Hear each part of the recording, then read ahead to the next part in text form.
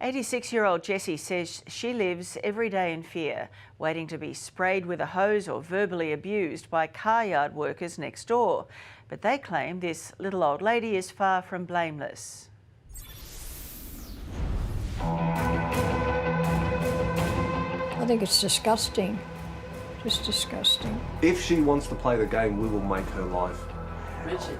And they have, making you wonder why grown men would hose an 86-year-old grandmother with high-pressure hoses. Pretty childish. It is childish, and to think they were laughing about it at the same time.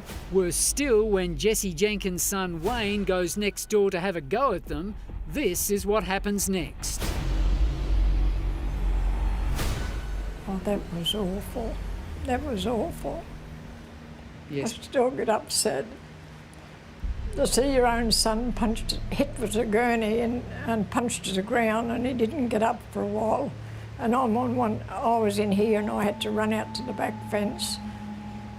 To see if he was okay? To see if he was okay. That was terrible.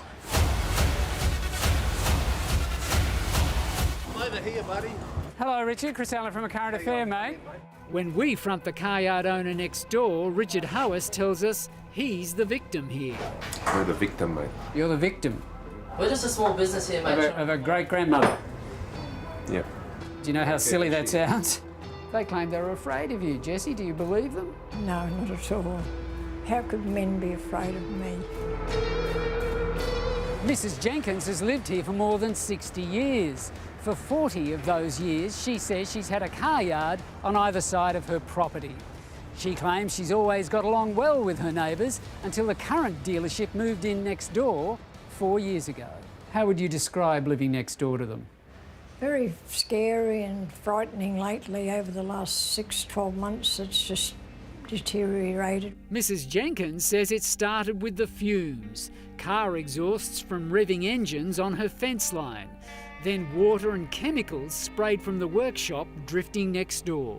Degrees, exhaust fumes, yes, and other fumes from the chemicals they wash the cars with as well are starting to all affect my health badly, which I go to the doctor. I'm being treated for sinuses and that all the time, and it affects my middle ear as well. It gets infected. Mate, there's 45 complaints on council. We're obeying by the law. Well, clearly she's got doctors' reports saying that she's been affected by I've been affected fumes. too, mate. I've been affected by stress. Honestly. You've been affected by stress? Yeah, from her. She's causing me grief, so. Mrs. Jenkins has medical certificates confirming she's had checkups. One says she's had a checkup post-exposure to fumes from spraying next door. She has an inflamed throat and nausea which could be secondary to the spray fumes. Mrs. Jenkins says she's complained to her local council who've done nothing to help her. As of late last year, there's 45 different incidences she reported us to the council, right? There you go, bro. So council voted her a pest. Well, she says you have deliberately parked cars there and shot fumes into her Not yard. yet, but I will. You will? No. Look, Troy McGlone is the other car yard worker claiming they're the victim of the serial pest grandma next door. there's two sides to this little old lady. Like I said, you don't see when she's here screaming at the fence, yelling abuse at us, right? And we ignore her and get on with it, right? She hoses us. Yes, someone hosed her. Mrs. Jenkins says police told her to hose along her fence line to bed down the fumes from next door. But even before she did that, she says workers next door took to spraying her. 3 times I think they put the gurney hose on me through the high pressure. 3 times? Yes, going by the camera there was 3 times. And there it is, security cameras installed on Mrs. Jenkins' side capturing workers spraying over the fence. You can't see her, but Mrs. Jenkins says she's the target.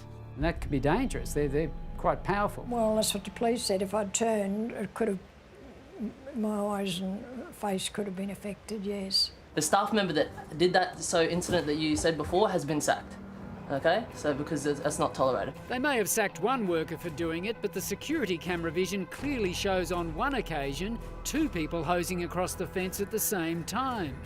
Things coming to a head when Mrs. Jenkins' son Wayne heads next door and confronts Troy McGlone, who was working in the wash bay at the time, both sides blaming the other for starting the fight. He came into our yard and pushed him first. So. According to Wayne Jenkins, it was the other way round.